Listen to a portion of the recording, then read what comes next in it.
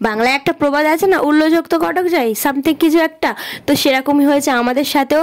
তা আমরা সবাই মিলে আর কি বিকালে বসে এখানে দেখো এই যে আড্ডা দিচ্ছিলাম। আর তার মাঝখানেই আমরা সবাই মিলে মানে ভাবছিলাম যে পিৎজা খাবো অনেকদিন ধরেই বলছিলাম। তো সেটা ফাইনালি আজকে গল্প করতে করতে আমরা ডিসাইড করে ফেললাম যে চলো আজকে পিৎজা বানিয়েই খাওয়া যাক বাড়িতে। তো তেমন কথা তেমনই কাজ, হাট থেকে চলে গেলাম আমরা সব কিছু কেনাকাটা করতে। দেখো এখানে সব কিছু কিনে নিয়ে চলে এসেছি আমরা। আর এখানে আমি ক্যাপসিকাম, পেঁয়াজ, টমেটো এগুলো কুচি করছিলাম। তারপর দেখো এখানে আমার মা ডোটা তৈরি করে নিয়েছিল, ময়দার যে ডোটা আর কি। তারপরে আমার দেখো এখানে কাটা কাটা সব কমপ্লিট হয়ে গিয়েছে। তো তো তারপর আমি এখানে দেখো চিকেনটা আর কি ফ্রাই করে নিচ্ছিলাম একটু সুন্দর করে। চিকেন পিৎজা না খেলে ঠিক জমে না আর কি, ভেজ পিৎজা ভালো লাগে না, তো সেই জন্যই আমরা চিকেন নিয়ে এসেছিলাম দেখো। আর এখানে আমি চিকেনটা সুন্দর করে ফ্রাই করে নিয়েছিলাম।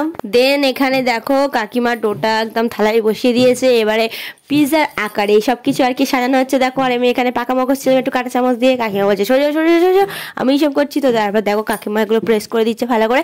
তারপর দেখো কি কি দেয়।